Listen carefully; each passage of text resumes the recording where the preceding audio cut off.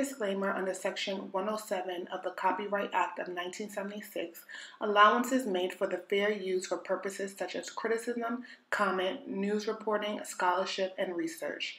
Fair use is a use permitted by copyright statute that might otherwise be infringing nonprofit educational or personal use tips the balance in favor of fair. All topics are for entertainment purposes only. None of the information presented in this video or by B-Girl TV should be taken as fact. Every situation is based on personal experience. The Image Boutique is located in the Centro Comercial de los Pueblos Mall, located in Panama City, just 15 minutes away from Tocumen Airport. We specialize in hair care, wig extensions, and much more. Come visit us.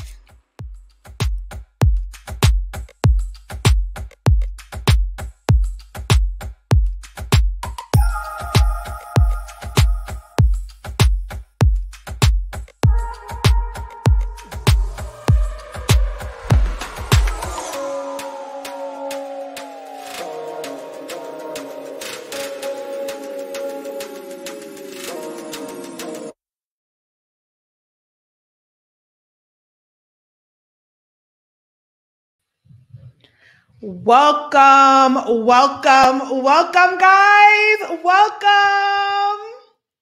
Guys, can you hear me? I want to make sure that you guys can hear me. It's been 2 weeks since we've been able to catch up. Happy New Year's, happy holidays to everyone. There's people still coming into the live, and for those of you who are catching it on the replay, welcome back to the channel. I am so happy to be back amongst you guys, okay? Happy New Year's, Camille. Guys, can you hear me? Can you guys, Alexis S. These are all the people that are always supporting the channel. I appreciate you guys. You guys are here every time I go live. Can you guys hear me? Are we good? Because you know I've been having technical difficulties and someone felt sorry for me and bought me a new microphone, okay? I mean, I had a $20 microphone, but I got a new microphone. My sister stepped it up for me for a little bit.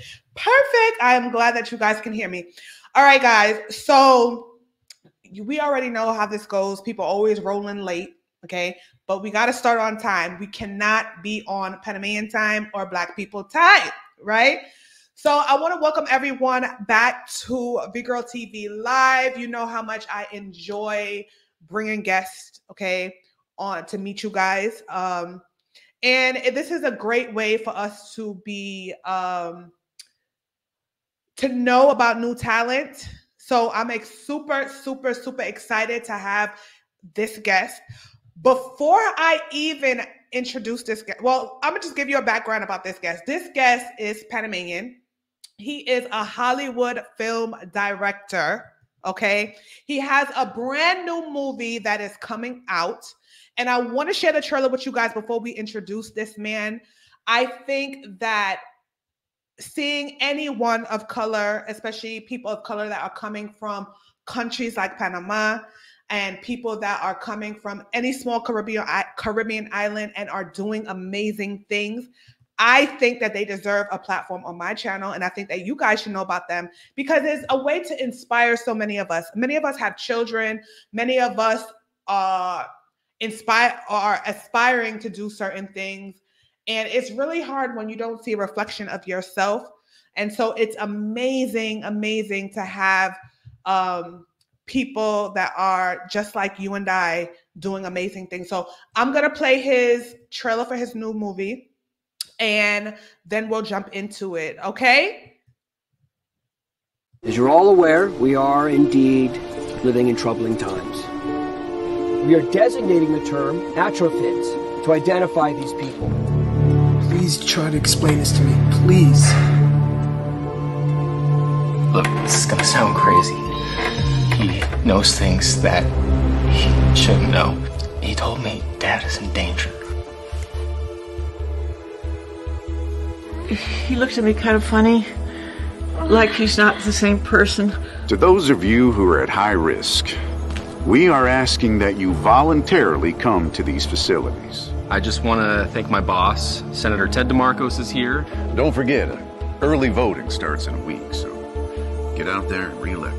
Digital mapping of the human brain conclusively shows us that the brain consists of hundreds of billions of neurons that form a network of exceptional complexity. That's what problems and questions that plague us. But we can't explain everything the brain does and why. But it's much, much more to it than that. How do you explain love? And why do we hate? Why do we cry?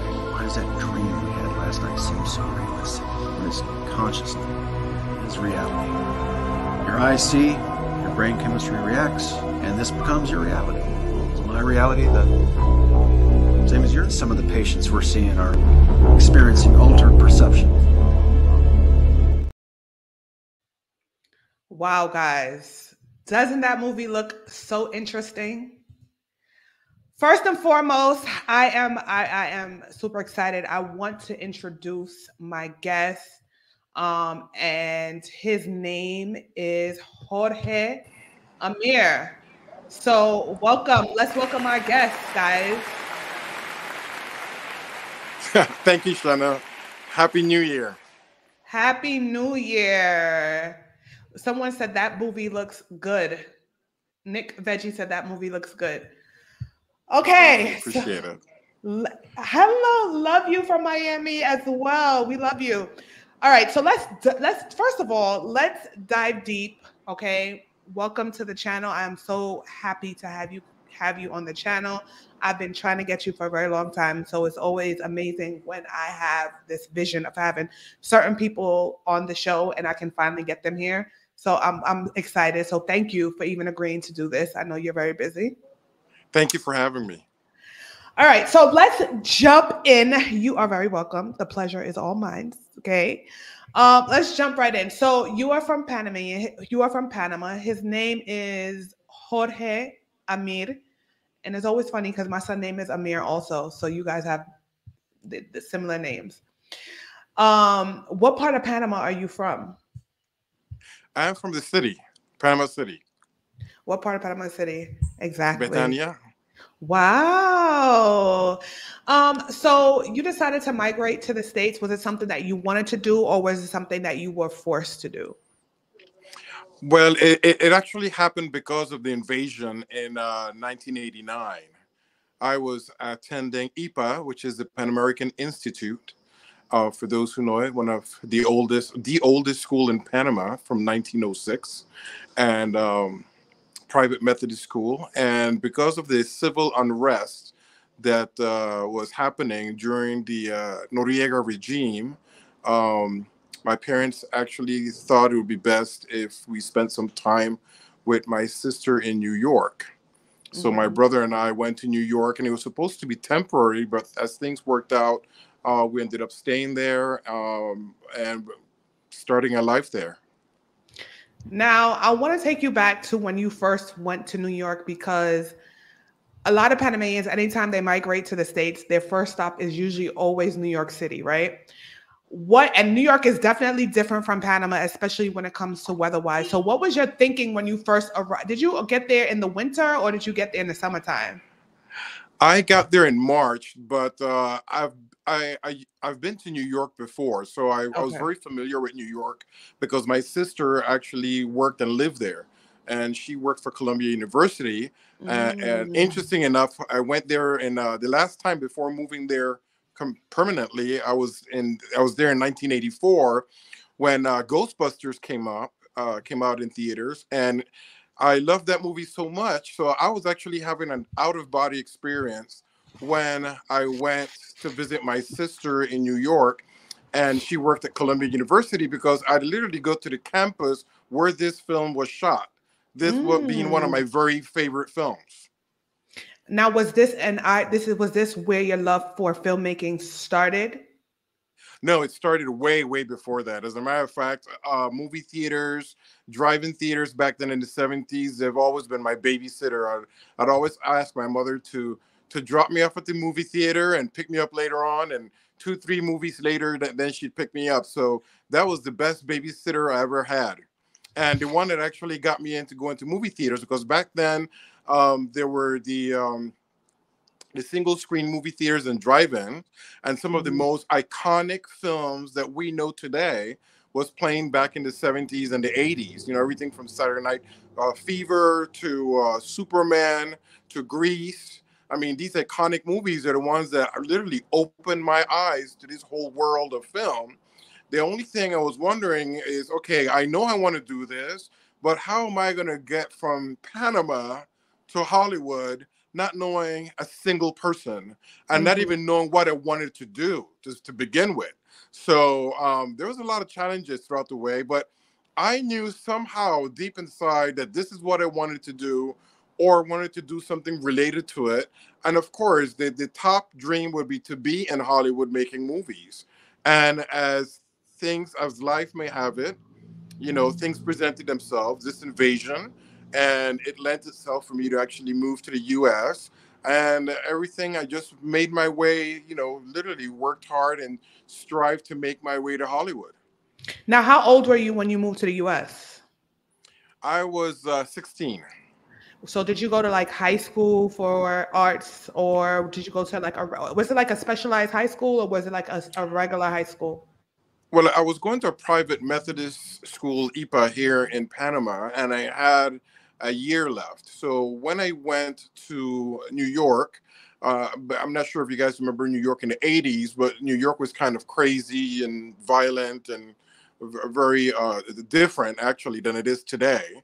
And my parents decided it would actually be a good idea for me to go over to my sister's place in Texas and finish school there, since things were a lot more manageable back then, because New York was crazy back in the 80s. And I'm not sure if anybody who's lived in New York and lived in New York during the 80s knows what I'm talking about. So I had a year and semester left, and I graduated from school at Plano East Senior High School in Plano, Texas, is a suburb of Dallas. And from there, I went to college at Texas Tech University. Now, did you speak English? Did you always speak English, or was that something that you had to learn once you got to the States? Yeah, I always spoke English because my parents worked for the canal. Okay. And the canal back then was U.S. territory, or the canal zone. So, yes, so my parents spoke English to me at home, and I spoke Spanish outside of the house. And that's how we got the both, you know, the bilingual language thing happening.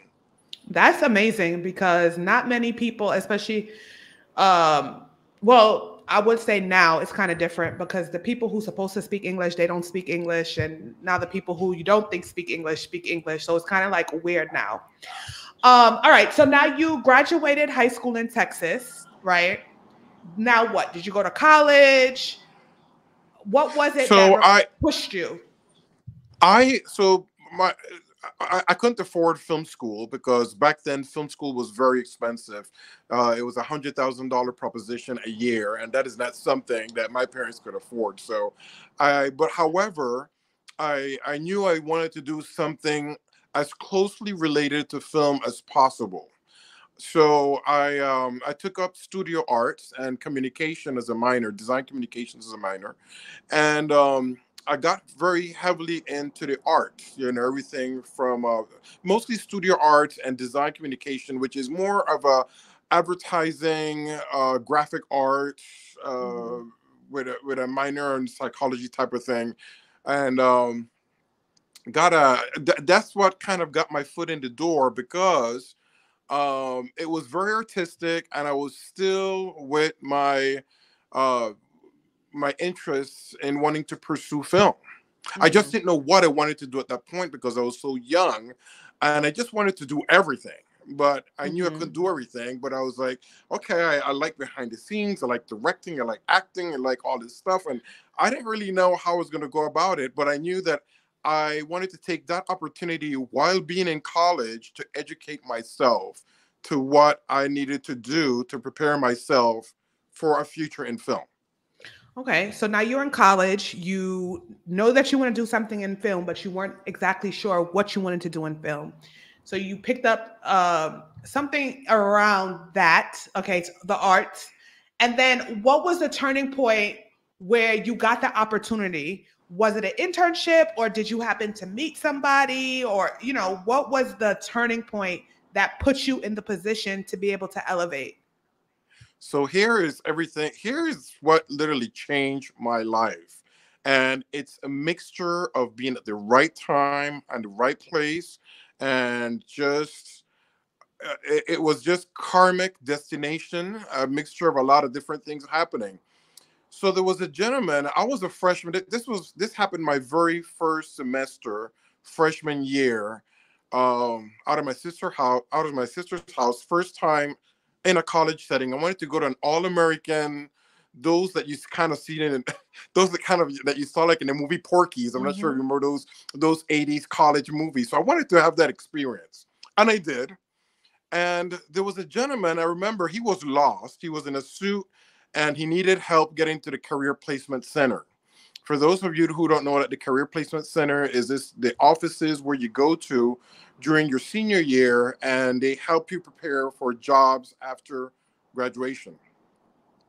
And that was at the University Center. I'm a first semester freshman, so I was like, sure, I can take you. So during the entire time, we were talking about movies the entire time and just having a delightful conversation. So we get to the University Union, the University Center, and I see this very long line of people, mostly college seniors in suits, and they looked like they were waiting to get interviewed. And it was a very long line that extended from downstairs all the way outside through the University Center. So I took him through all of these people, still not realizing who this man was or what was his role in all of this.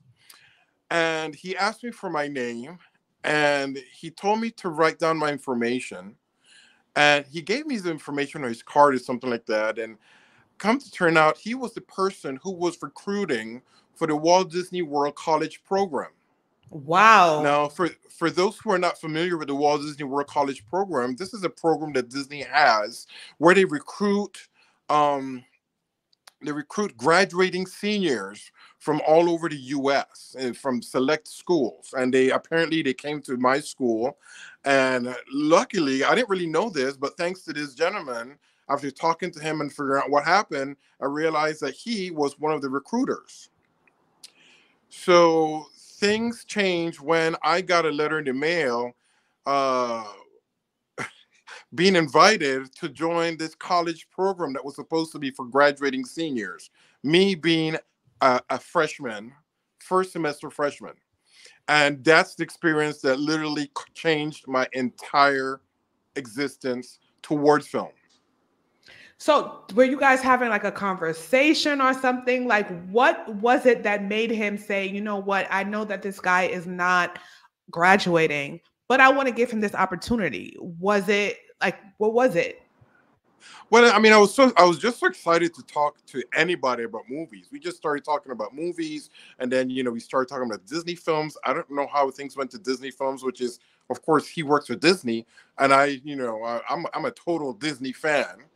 And he saw that it was just very helpful. I was literally walking him to where he was supposed to go because he was lost, and he figures, this is the kind of person that Disney is looking to recruit. And it literally changed my life because the college program offers different programs, but my program was specifically in entertainment.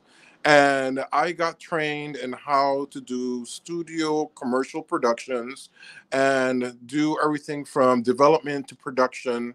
And it was mostly for theme park commercials and stuff like that. And then just, giving them different ideas back and forth and stuff like that. And then in the meantime, they put us up at this Disney-owned property called Vistaway, where you would literally sleep the entire summer, and then they would put you to do a job in the parks while you had to go to this training.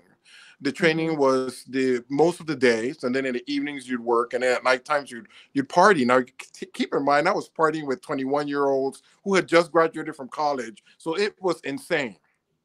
Insane is putting it short. And these are a bunch of people who graduated from all over the U.S. So really? I had the best time of my life. As a matter of fact, some of these people are still my friends to this day. So this was also an opportunity for you to like meet other like-minded network. people. Right, to Yes, network. and people who were in who wanted to also get into entertainment, and that was my path towards film. Because after I finished that program, I knew immediately that that's exactly where I wanted to be. Guy Needs Brown Sugar said, "Did you complete college?" Yes, I did, and it was extremely stressful, and I will tell you why. Because after my Disney World, that was my first semester of college, so and I figured what I want to do, what I need to do to really get a handle on this whole film thing is I need to intern at different film companies throughout my Mm-hmm. summer.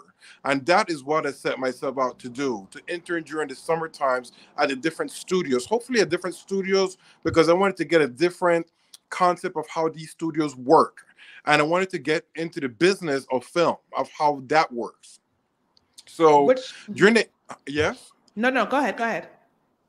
During that time I was also writing scripts. I was working in college as a I was a night manager for this dorm, which was one of the worst dorms on campus. It was a football and freshman dorm, and I don't know why they decided to put these two groups of people together, but it is the worst. It was the worst thing ever. I used to work from 12 midnight to 6 o'clock in the morning, and I had a log where I had to log all the craziness that went on. That log became my first screenplay. And Really? yes, and that movie's called The Truth Within, and it was about pretty much all the craziness that these college kids do. And you really have to be a night manager in this building. You gotta, but keep in mind, freshmen are these kids that just came out of high school. All of a sudden, they're left by themselves in Lubbock, Texas. Lubbock, Texas is about a world away from anything. It's just desert, and then there's a college campus. So it was, and it's crazy because it's a very religious town. It's very Baptist. There's churches on every block, but yet it was voted on as the second biggest party school in the country. Wow. And I realized that was the situation is because these kids were all left by themselves. Mm-hmm. And the football players too, they partied and drank and did all kinds of craziness. And this was all happening in my building because back then, I'm not sure if Texas Tech has changed, but they had all male dorms, all female dorms, and then they had one or two which were co-eds, but those were for more upperclassmen. Mm-hmm. Now you said that that was your first script that you wrote. Did you actually turn it into a movie? I did. Once I graduated. Because to answer the person's question about if I did finish college, um, I was interning back and forth with the different studios. My last semester of college, I had interned for Paramount, and they had asked me to stay and work for them, which I did. I was working in publicity, and I went back to college and spoke to my school because I had one more semester left. And that last semester was pretty much all electives because I had finished all of my required work to graduate. And I will never forget, I had this one, because now I had to literally go back and forth from Lubbock to Los Angeles. I was working at Paramount, but yet I had to, most of my teachers allowed me to do my work remotely, but there was this one drawing teacher which I will never forget, and he said, "You better show up to my class because if you don't, I will fail you." And Wow. even though these were all elective classes, which means you could take any class. Like this was a drawing class, so this one drawing class had me literally flying into Lubbock, Texas, every weekend to present my work to this one professor who wanted to make sure that I was in his class, or else I would not graduate. How were you able to do your work remotely, considering that the internet wasn't really a thing back then? You're right. It wasn't a thing. So it was mostly drawing projects. So, I Okay. would have to do the drawing projects, and then I had kind of like a drawing book, and then I'd present it back to the class when I went. But it was very stressful because, I mean, he could have worked with me and probably, I could have turned it in so many different ways. I didn't really physically have to get on a plane and go to Lubbock, Texas every weekend. Exactly. And who paid for that? You had to pay for that, or did Disney pay for that? Well, luckily I had a brother-in-law that worked for American, so Okay. So you okay. You know what? You are blessed, okay?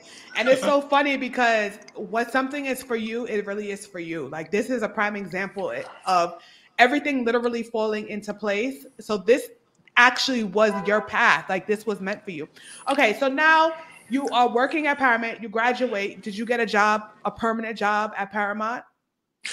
no, that job was kind of sort of like an internship, assistant position, and it's very interesting because my boss, who was the director of national publicity back then, it was myself and probably another intern or two. She didn't really do much work. You know, she piled us up with a lot, all of our work and her work. So the good thing with that is, you know, I would practically live at the studio way after hours doing all of this work. However, I took full advantage of that because I learned every single thing I could get my hands on about how the show business works. So I took that as an advantage while other people were frowned upon, you know, they were frowning on the boss and stuff like that. I was like, yeah, let's bring it on. Let's do this. So now let's fast forward now. So you graduate college, you're done your internship, you land a job. Where did you Yes. start working? My first job was at CBS Studios testing television pilots. Wow. And And so go ahead. Go ahead. You can continue. This is your story. that was interesting because back then, okay, so filmmakers, you know, studios would finance pilots, and then we would have to test them to find out which one gets picked up or not for the network. Mm-hmm. And that was very interesting and educational by itself because it showed me the importance of market research Mm-hmm. and how to find if a movie works for an audience or not. So this is all part of the experience that I needed to know for when I got my films going. And so I did that. It's interesting because we would get different members, just different random people off the street who had an hour or two to watch these pilots. And then in one hand, they had a button that was a red button and another one, a green button. And whatever parts of the shows they liked or disliked, they had to press it accordingly. And there was a graph that was literally measuring how people liked the show or not. And that's how the executives got their information of what shows worked or not. That's so interesting. I was born in the 80s. So to me, it's just like hearing all these things that you're telling me. I'm just like, wow, like this is like, I never even knew that There all of was this no goes internet, on. none of that back then. Yeah. Right. There's so much that goes on besides behind the scenes back then. And Yeah. you just happen to watch TV and you don't know how much work goes into creating A that type of lot. content. You don't know A that. lot. All right. So now you're working. Let's fast forward a little bit to your first movie that you produced. Okay. What So was that while I experience was like? it was a nightmare because I didn't really, I mean, I tried to pull it off with the resources that I had back then, which were not many. Mhm. And then but I was still working at CBS, so I had to do that. And I had to also, so I did pretty much, I shot this movie on my spare time for the most part. Mhm. And that was back in 1993, I think, 93 or so. And I mean, I made it through. See, I'm one of those people who when I set my mind to do something, I do it all the way to the end, regardless of the challenges. And believe me, in movie making, there's a lot of challenges that you have to go through. You have to deal with a lot of different people. You have to deal with a lot of different attitude. You have to deal with actors. You have to deal with a lot. And I was learning the process. So this for me, this experience was a learning experience for me.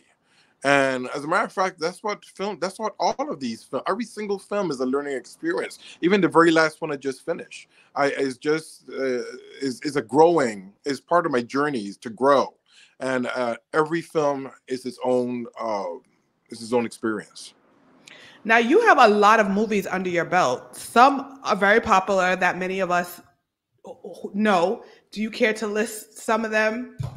Um, Sure. So my first breakthrough moment was in college when I met that gentleman from Disney. right. Then I had a second breakthrough moment, which I must tell you, because I've had a series of breakthrough moments, Hmm. and that have led me to where I'm at today. And I have to acknowledge that because it's part of the process.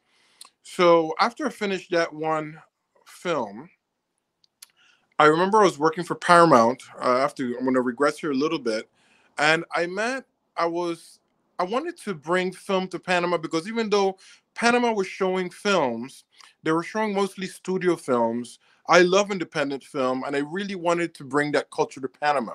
Now, Hmm. independent films were already playing in Panama, and I want to make that clear because, it wasn't only studio films. But then, as I grew older, realized, wait a minute, that movie was independent. But then I always thought it was a studio film. So Hmm. there's misconception about what independents are and how they get to different theaters, and especially how Panama was actually very good with cinema because Panama had cinemas everywhere in the Hmm. 70s and 80s and drive-in theaters as well. And they had studios as well as independent films. The independent films played in smaller theaters, which back then, naive of me, I thought they were porn theaters. But they weren't porn theaters. They were independent theaters Right. playing independent films. But that's just my naivety and just you learn as you go. Correct. And but I wanted to bring more of that culture to Panama. So I started a film festival called the Continental Film Festival, which is a festival that I got sponsored, local sponsors in Panama, and we ended up having on the island of Contadora, um, at the Contadora Hotel. It was supposed to be in Panama City originally, but we lost the venue, and somehow one of our sponsors were connected with the Contadora Hotel, and they said, you know what, let's just have it over here, and we'll just take everybody over there and have it over there. So we did. And I met this one gentleman because I had booked the films from Los Angeles to show in Panama. And I met this one gentleman particularly, and this is my second breakthrough of the industry. And he had this film called California Myth, and it starred Tyrone Power Jr. He is the son of a the very famous Tyrone Power from the golden age of Hollywood.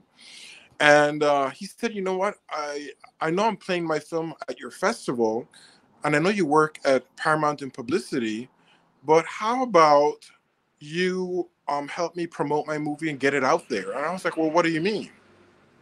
I was like, I would like you to put my film in as many movie theaters as you can and as many markets as you possibly can and do publicity on it because hell, you're already doing publicity for Paramount. Why not do publicity for my movie? So I thought about it and I was like, okay. And I saw opportunity. And he said, you know what? You just tell me how much it will cost. Give me a ballpark figure of how much it would cost to release my movie. He had already spent $500,000 on making this movie and didn't have a Hmm. clue what to do with it or how to make his money back. So Hmm. he was like, you know, just tell me how much it would cost to go in the top 20 markets of the US. But here's the thing, I don't want anyone to know it was me. I want to have a front company to release this movie. And that's how my company, Hollywood Independence, started.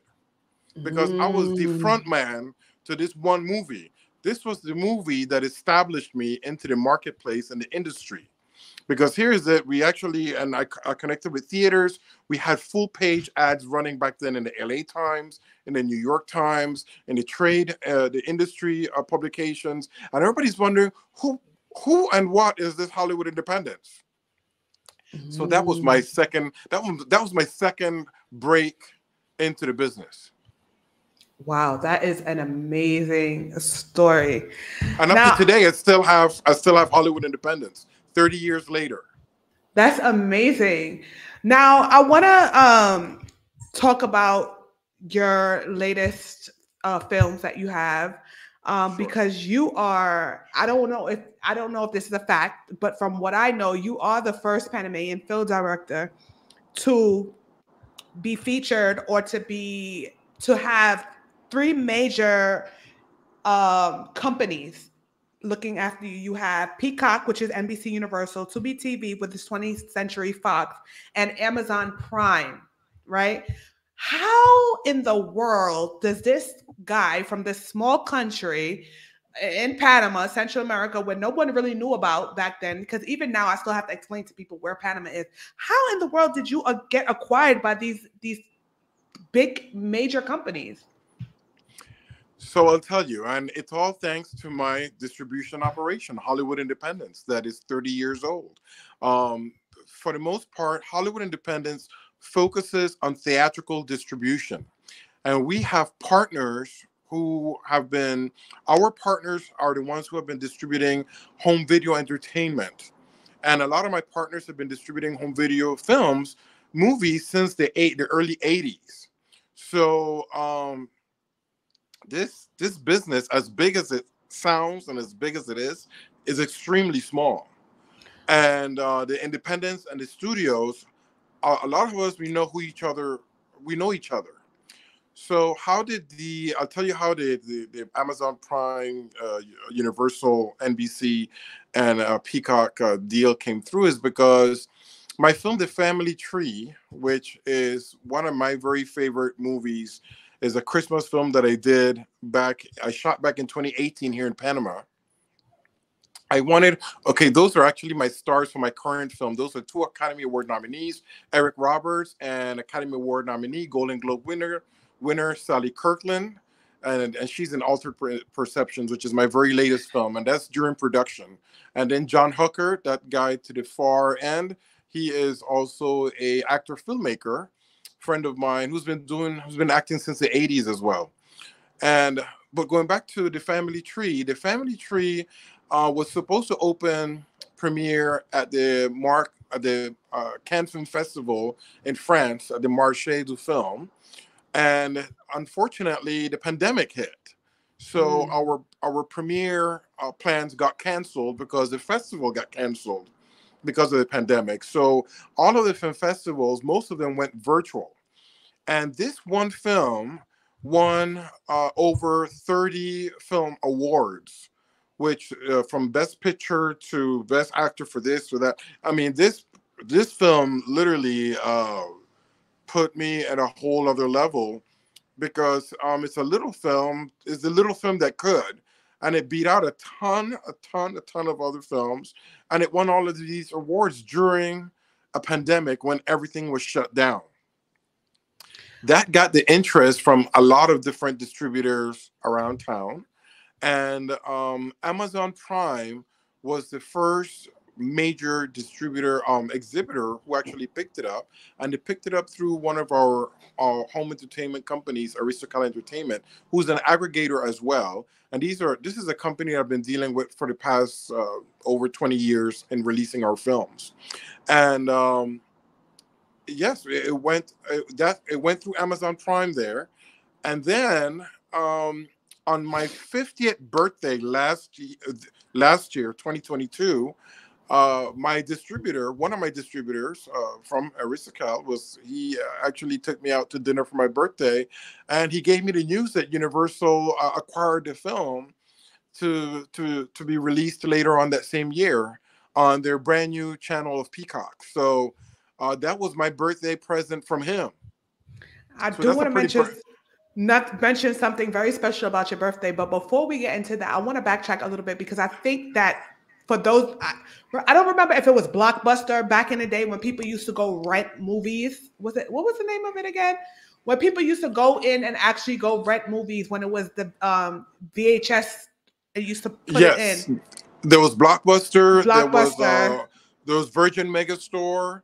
There was oh my God, there were a couple major chains of a VHS, because actually I've been distributing films since VHS. Correct. So now this is one of the questions that I actually wanted to ask you. Now, when streaming services actually started to come in play, the internet started to come into play, a lot of people were really scared and nervous because they were saying like, dag, what is happening. People aren't going back. They're not going into these stores. These stores went bankrupt. They closed down. Were you nervous? Absolutely, because that was my bread and butter, and I was thinking, Yeah. I mean, Blockbuster used to, they would purchase, 10,000 units to place in video stores throughout the country. So yes, that was a big worry. I mean, for not only for me but for the industry. The question is, what's next? And nobody really humans don't like change. We're habitual creatures. We like things as they are.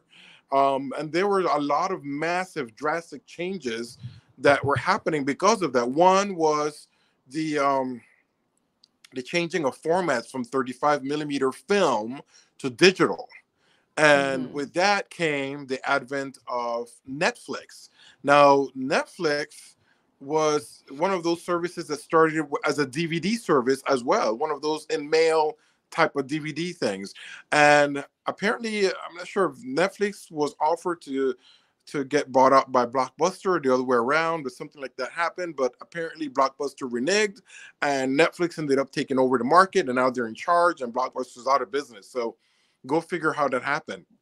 But yes, it had everybody nervous. And, there was a lot of trepidation on letting go of 35 millimeter because especially for the older filmmakers and, people who are so used to making movies the old-fashioned way. And then here's the digital advent of this new medium that was frowned upon, I must tell you, at the very beginning, because I started making digital films when it was frowned upon and it was looked down upon. And I made a film called Contadores for Lovers and Mini DV PAL, which was a European format for digital. And back then, while everything was still in 35, they didn't quite take you seriously. And then everything changed all of a sudden. And then it became, this digital era. And then 35 millimeters started to get phased out. So interesting how things work, How many times did you have to reinvent yourself? Many, many times. I feel like every time I make a movie, I'm reinventing myself because, I make a movie every 2 to 3 years. And every time I do that, there's all this new technology that you have to keep up with. And it's kind of like being a doctor. You constantly have to be studying. You never stop studying. With film is the same thing. You constantly have to keep up with all the technology because everything is, I can't keep up, and I'm so habitual and traditional. I'm a traditional guy, I like things how they are. But you have to learn things constantly or else you become dinosaur in this business. I want to say hello to Dr. Alfred Titus Jr. He said hello all. He's a first timer. Welcome to the channel. Hello. Okay, so now you are acquired by this big company. And the reason why I want to touch on this is because one of your movies, the one that's called Family Tree, okay? Family Tree was acquired by which one of these companies? By Amazon Prime. And by Amazon Prime first, yes. Right. And then because of that, you were able to use that to make the film that you are currently in the process of releasing, which is Altered Perception, which for those of you who've seen the trailer, I should play the trailer for you again one more time briefly, okay? Because you guys love to come late, okay? You guys love to come late. But what was that experience? How did you even find that out? Like, what? I could only imagine, like, okay, well, you don't think anything this big. This is huge. This is major. So let me tell you how that happened. That's another opportunity, as I was telling you. Now, these are opportunities that kind of sort of happen once in a lifetime. I was actually working on another film, my personal film that I was working on, that I was writing and trying to get out. I was looking to get produced last year. And until February, this gentleman called, his name is Wayne Dees. He actually called me. He watched The Family Tree on Amazon Prime, and he absolutely loved it. Now, here's the thing with Wayne Dees. There's history between myself and Wayne Dees. I hired Wayne Dees to be a publicist on that very first film I was telling you guys about called California Myth. That was back in the 90s, 30 years ago. I lost touch with him after I hired him as a publicist because things happen and you move on, and so did he. He got hired specifically to do publicity for that job, and I moved on, distributing other films. Unbeknownst to me, he actually was studying to be a neuropsychologist, and he became a very successful one at it too. And just this past year, he saw the family tree, absolutely loved it, got in touch with me, and started to tell me about this script idea that he had and how he'd like for me to direct it. And it was pretty much based on all of the craziness that was happening post-pandemic. I'm not sure if you guys realize, but there's just like a surge in violence that has been happening all over the place, and a lot of mental illness and just a lot of breakdown that people were having over being cooped up for so long. Yes. So he sent me this script story, and I was like, my God, this thing is so absolutely fascinating and crazy. It needs to be made into a movie. So I jumped at that opportunity, and he said, well, how much do you think this is going to cost? And I gave him a few zeros. And next thing you know, the money was in the bank, and off we were shooting. What? Now, I'm not disclosure here. This does not happen every day. This is kind of like you meeting Santa Claus. It happens once every blue moon. Listen here. Okay, I'll take it any way I could get it. Okay, so congratulations to you. Thank you. So now if you did not see the trailer for this movie, you're gonna have to catch it on the replay. You're gonna have to catch it's in the very beginning of the opening of this live, right? The movie is very, very interesting, and you could definitely tell it's gonna mind F you.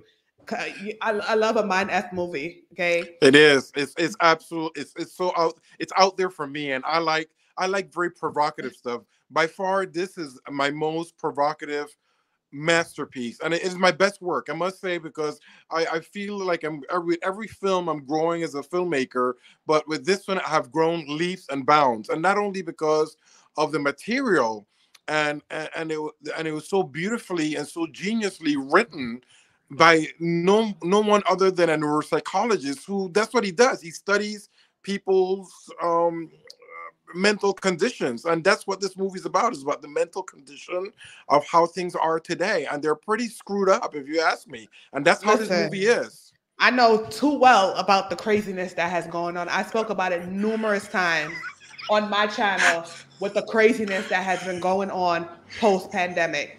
Now, I had put this picture up earlier, and I want to put it up again because you have some iconic people in here. How were you able to get these people? Yes, I do. You do. So for those of you who are too young, because there's a couple of people that are too young to even know who these people are. Do you want to? Well, someone is Julia Roberts' brother, but yes, go ahead. Eric Roberts, absolutely. Well, first of all, after hold on, Julia Roberts is Pretty Woman, and don't tell me you don't know that movie. Okay, go ahead. Yeah, okay. Now I got to tell you, I mean, I've met some young folks who don't know who John Travolta is. You got to be kidding me. I'm not kidding you. I'm not. Young people. I'm not sure if it's generation. That's when you feel. That's when you know that you're jumping the broom a little bit on generations, because when you have a younger generations who may or may not know who John Travolta is, or may not have seen Grease or Saturday Night Fever. They might have heard of Disco. I'm sorry. You guys, okay, if you don't know who these people are, then I don't know what rock that you've been under. I was born in the 80s, and I know who these people are, okay? So I was just born in 84, okay? And as me now, I am 38 years old. I know who these people are. So I don't know what rock you guys been under, but go ahead. How were you able to get Julia Roberts' brother on here? So this was my plan. Go ahead. My plan for this movie was I wanted to get every single actor I've looked up to and I always wanted to work with. So that was my plan. And I made that very clear to the powers that be, that's what I wanted. And the only 3 people that I did not actually get that I will, it's a matter of time, was John Travolta, Mark Hamill from Star Wars, and also, but I do want to work with Sharon Stone too. I can't wait to work with her. But I do have a long list. But let's talk about the people who I actually got, because there are people who I got, and then there are other people who I was scheduled to get who weren't able to make it because of COVID. Wow. So you were filming during COVID. We were filming during COVID, yes, and I mean this we shot last year during April and May. And the COVID situation was better than 2021, but still, you have to have a COVID coordinator in the set and stuff like that, and you have to go through protocols and all this stuff. But I wanted to make sure to work with my people that I really looked up to. One of the biggest stars that are in my film, who I was having an out-of-body experience when he said yes, was Lance Guest. Lance Guest starred in one of my most favorite films called The Last Starfighter. I'm not sure if you guys have heard of this film, but after Star Wars, there were a lot of Star Wars type of films, science fiction films that came out. And The Last Starfighter was one of them. And it's a beautiful movie, and it has a following. And I mean, this is the kind of film that Lance actually goes to conventions to sign autographs. So, and it's something, people dress up for Halloween for this kind of. There's a whole interview between me and Lance on YouTube. So please look it up. You can look up Altered Perceptions, Lance Guest. But so I got Lance, and Lance, by the way, also starred in Halloween 2 in 1978 opposite Jamie Lee Curtis. And he also starred in Jaws 4. Yes, that's Steven Spielberg's Jaws. That's it. So this guy is like, big for those who grew up in the 80s watching these movies. Then we have Eric Roberts. Now, Eric Roberts, I loved from a film called Star 80, which was a very controversial film back in the 80s, and I loved it. And he also went on to do just iconic big stuff. And as a matter of fact, he was more popular way before there was a Julia Roberts, because Julia Roberts actually hit everybody's psyche because of Pretty Woman, but a little bit before that in the 80s, but towards late 80s. But Eric Roberts was already a name. And then there was Sally Kirkland, who she's an Academy Award nominee and a Golden Globe winner because of her film Anna that she did back in 1988. A wonderful film. And she has also been in a ton of stuff. Also scheduled to be in this film was I forgot his name, but he starred in Nightmare on Elm Street 2. And unfortunately, because of COVID, he lives in Mexico, so he wasn't able to get to the airport. They didn't let him go because he had COVID. And then I had another actor. His name is Jeff East, who I've been friends with for years, who was the young Superman who was running against the train back in the Superman from 1978, the one that starred Christopher Reeves. And he also starred opposite Sharon Stone in Deadly Blessings. He lives in France, and he was also supposed to be in the film, but apparently he also got COVID, and they didn't let him out of France. So those were our two COVID casualties that were actually supposed to be on the film and didn't make it. The other actors who are actually in this movie, who I absolutely love, is Joaquin Garay III. Joaquin, now, the story with him is Joaquin starred in a film that was shot in Panama called Herbie. I'm not sure if you remember the Herbie films. He starred in Herbie Goes Bananas. And that film shot in Panama back in 1979. So a friend of mine, as a matter of fact, John Huckard, who is in this photo, the guy on the opposite side, he's the one that referred me to Joaquin, who's a good friend of his. And I was like, of course I don't want Joaquin. Joaquin starred in Herbie, and I love the Herbie movies. I used to watch those all the time, especially, and I wanted him even more so because he starred in the Herbie that shot in Panama. Represent. That's it. So if you guys want to see what Panama used to look like back in 1979, check out Herbie Goes Bananas. And he also was in the Hollywood Christmas Parade this past December. So, people seem to love him, and he has his following and stuff like that. So I was like, yes, please, you're welcome. Please come on and be part of the show. And there's Brent Bailey, who is also he's been in every single Lifetime movie. I mean, this guy just did a Christmas film. He's done a ton of films for Lifetime. He's kind of like that Hallmark guy, that you see like in every other show. Mhm. And for Lifetime, he's either the one women are obsessing over, or he's actually obsessing over them. So I got him. He was a friend from a long time, and he's one of those friends where you kind of like, we must work together. We must work together. Years pass by, and you don't have a chance to work together, and then finally, boom, this opportunity, and then you have a chance to work together. And then there was my other friend, Danny Fessenfeld, who was in my second film called Strippers. That was a comedy that I shot in 1998. Now, Danny has gone on to some amazing stuff. He does a lot of voiceovers, and he's also an actor, and he starred in a voiceover animation that was a #1 on Netflix for 4 weeks.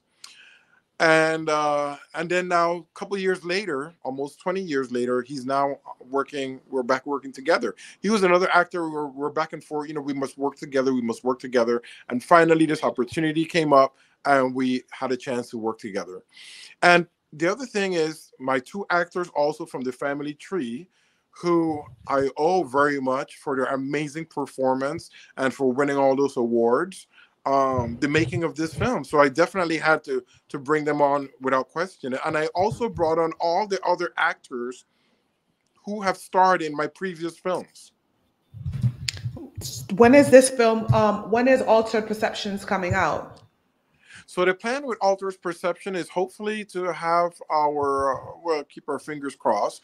We'd like to open it at the Cannes Film Festival in France, and that's in May. So, my other films have actually opened at the Marché du Film in Cannes, France. So I'm hoping this one would hopefully in competition, since we have so many heavyweights in this film, and the Cannes Film Festival, they love that sort of thing. They love names, and they love Academy Award nominees and all that stuff that causes a lot of commotion. And this film will cause a lot of commotion, I promise. Yeah, because just the trailer alone was like, what? Like, what is happening right here? Okay, It's just the trailer a lot alone. of crazy, disturbing stuff. A lot of crazy, disturbing stuff. And it's all about, it's mimicking what's happening right now in true life, because it's all about this politician who is taking advantage of this virus to propel himself for re-election, and all the twisted, sick things that he's willing to do to make that happen. Ooh, this is gonna be so good. Okay, so for those of us who can't go to France, how are we gonna watch it? So the plan with the film is going to be doing a film festival circuit throughout 2023, and then eventually is going to be in theaters, and then hopefully in a streaming, and from there is going to, it will have the same, hopefully on Blu-ray for sure. That's the requirement that I have for whoever picks up the film. But yes, I mean, right now it's kind of early because I'm still in post with the film. But I can tell you from now, this film is going to have a lot of legs, all because of the amazing talent we have in it and the wonderful story that Wayne Dees wrote. I'm excited for you. There's one other thing. Yep, Guyanese brown sugar. Mind you, Guyanese brown sugar is from Guyana. She lives in Guyana. Okay. This is one of my supporters. She's always in the live. So I am happy to share your talent all the way in South America, Guyana. Okay. She said Hello. It's a must see for me. So she's down. She wants to see this movie. I can't wait to see it. Also, are you going to have like a virtual screening or something for us other people for, something? Because we can't make it to France. I don't have any money to go to France. So we are going to have, what I would suggest, it will definitely be at a film festival, hopefully near your area or your country, because when my films usually go to film festivals all throughout the world, and we are also going to be having some promotions and probably special screenings. So you should definitely follow the Facebook page of the film, which is Altered Perceptions, a Jorge Ameer film. Or you can follow me on Instagram to kind of follow what's happening with the film. And you might actually be surprised and be able to have an early viewing of it. Ooh, guys, I'm going to link all his information in the community tab. Okay, so all my V Squad members, make sure you are checking the community tab for all updates because I am going to provide you with the links to his Instagram, the Facebook groups, and any other updates that I have on the film. I will put it in the community tab so you guys can see what's going on. One thing I do want to mention is that on your birthday, Mr. Man, okay, he celebrated his 50th birthday for a whole entire year, guys. For a year and a half. He's still going, okay? He's still going. Who does that? What made you? And then he was in the magazine, okay? He was in the magazine and he has a write-up about him celebrating for his birthday for a year and a half. What made you decide to celebrate your birthday for a year and a half and still counting? Well, I'll tell you. Yeah, please. Because not everyone doesn't do, I don't know anyone in the world who does that. So, I mean, we were locked away for 2 years, pretty much, because of the pandemic. And one thing that I'm not willing to take for granted is just life, and I was like, you know what? We came out of the pandemic. I'm 49 years old. I'm about to hit 50. I will only be 50 once. And I want, and that is one of those. That is that's that age that you reach where you're kind of in between here and there, and you have to really truly make the best out of it. And especially coming out of a pandemic, I'm like, you know what? I'm going to celebrate this in a very big way. So I started at 49 and a half, and I started with going to Disneyland. Mm-hmm. And from there, I took a cruise to Mexico. I made this movie, which actually this fell in my lap last year. Which is also part of my 50th birthday. And now this is all part of the 50th birthday celebration. And I went to premieres. I programmed for a film festival that I love called Dances with Films. And I just went everywhere and did everything. And it's one of those things that after being cooped up for so long, you tend not to take life for granted. I'm not sure if other generations will have this opportunity to not take life for granted after having been through a pandemic, because I think you get to appreciate life even more. So I'm not one to take things for granted. So are you going to still celebrate your 50th birthday when you turn 51? My partying is going to be kind of more subdued, but absolutely. As a matter of fact, I celebrate every day. To me, every day is my birthday. But as long as I'm breathing and I'm alive, it's something to celebrate. Amen. This was actually such an amazing interview. You are an inspiration to me. Okay. Because let me tell you something. I may not be a filmmaker, but YouTube is not easy. Okay. Getting people to tune in to what you have going on is not easy. And there's many times when I'm like, you know what, I'm not doing this anymore. But I want to say that you have inspired me to keep pushing and keep moving forward. What advice would you give to someone else that they want to follow the same footsteps that you follow? And for many people, and I'm not talking about people who live in the States or whatever, because people who live in the States have more opportunities. I'm talking about the people who are coming from small countries like Panama or, Caribbean islands, small islands, that they see situations like this. They see you as an immigrant and you're flourishing. What advice would you give to that person? The advice I would give them is, one, to do what you're doing, which is you're doing you. You have your show, you have your audience, and that's the future of entertainment, is branding. And you're doing exactly what you need to be doing, Shauna, because thank you. And you're welcome. And that's what I suggest everyone does. Doesn't matter where if you're in Grenada or wherever you're at. Find your tribe and get your voice out there, because you're special and you have something to say, and people will listen. And you know what? It's a little bit, I don't want to say it's easier, but it's so much opportunity now, even if you are in smaller islands, because the internet is so accessible to so many people. It's worldwide. Yeah, it's so accessible to so many people. So your advice is well taken. And the name of the game also is perseverance. Persevere. Don't ever give up. That's the name of the game. Because once you give up, believe me, there's someone right behind you ready to take your spot. Ooh. Yeah. Savvy and Lady said, wow, just came in from work and seen this. Miss your opening, sadly, but we're glad to recap. Guys, I'm going to actually play the trailer one more time. For those of you who are coming in late. I want to say thank you, Jorge, for taking time out to speaking to me and speaking to my followers. For those of you who are coming in very late, you guys can catch the recap, but I'm going to play the trailer again because you guys need to see this, okay? Thank you, Shauna, for the opportunity, and thank you for everyone out there, and Happy New Year. Yes, thank you so much. I'm going to play the trailer now, guys, okay? As you're all aware, we are indeed living in troubling times. We are designating the term atrophins to identify these people. Please try to explain this to me, please. Look, this is gonna sound crazy.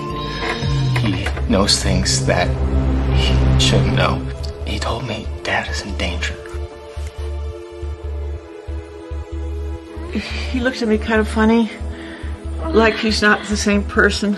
To those of you who are at high risk, we are asking that you voluntarily come to these facilities. I just want to thank my boss. Senator Ted DeMarcos is here. Don't forget, early voting starts in a week, so get out there and re-elect. Digital mapping of the human brain conclusively shows us that the brain consists of hundreds of billions of neurons that form a network of exceptional complexity. And for problems and questions that plague us. But we can't explain everything the brain does and why. But it's much, much more to it than that. How do you explain love? And why do we hate? Why do we cry? Why does that dream we had last night seem so realistic? When it's consciousness is reality. Your eyes see, your brain chemistry reacts, and this becomes your reality. Is my reality the same as yours? Some of the patients we're seeing are experiencing altered perception. You know, I just realized that you are an actor as well in the movie. Yes, I am. I said, wait a second. This man looked real familiar. Anyway, guys. Again, thank you so much. I hope that we get more information so that we can keep everyone in the loop about what's going on with this film, because I'm excited to see it, and I'm sure a lot of other people are excited. As a matter of fact, you know what I'd like to do, Shauna? I'm going to give you a private screening as soon as it's done, and we will come back again and talk about it.